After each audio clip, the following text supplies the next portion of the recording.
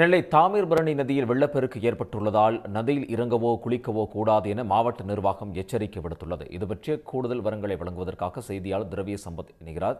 திரவிய சம்பத், மாவட்ட நிர்வாகம் சார்பில் என்னென்ன எச்சரிக்கை விடுக்கப்பட்டிருக்கு, விவரங்கள் என்ன?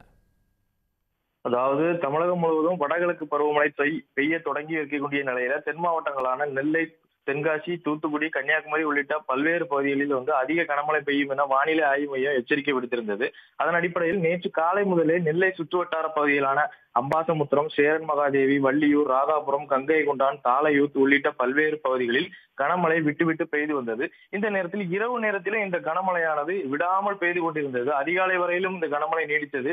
இதனால் பொய்கை மலையை பிறப்பிடமாக கொண்ட தாமிரபரணி நதியிலே வெள்ளப்பெருக்கு ஏற்பட்டுள்ளது. தற்போது அதன் அடிப்படையில் இன்று காலை தாமிரபரணி நதியின் அருகே உள்ள நெல்லை குறுக்குத்துறை முருகன் கோயில் படித்துறையை வெள்ளம் முழுவதுமாக சூழ்ந்தது. இதனால் அந்த பகுதியிலே காலை நேரத்திலே குளிக்க சென்ற மக்கள் ஆற்றில் இறங்கி குளிக்க முடியாமல் அச்சமடைந்து தங்கள் வீடுகளுக்கு சென்றனர். அதனைத் தொடர்ந்து மாவட்ட நிர்வாகம் இந்த தாமிரபரணி நதிக்கோரை ஓரங்களில் இருக்கக்கூடிய அந்த மக்களுக்கு ஆற்றில் இறங்கவோ அல்லது குளிக்கவோ எந்த விதமான ஒரு செயல்களிலும் ஈடுபடக்கூடாது என எச்சரிக்கை விடுத்திருக்கிறார்கள். தொடர்ந்து மாவட்டம், மாநகராட்சி பகுதிகளில் வெள்ளம் ஏதாவது பாதிப்பு ஏற்பட்டு இருக்கிறதா எனவும் மாவட்ட நிர்வாகம் ஆய்வு நடத்தி வருகிறார்கள். திரவிய சம்பத், தகவல்களுக்கு நன்றி. உடனுக்குடன் செய்திகளை தெரிந்து கொள்ள சன் நியூஸ் பெல் ஐகானை கிளிக் பண்ணுங்க.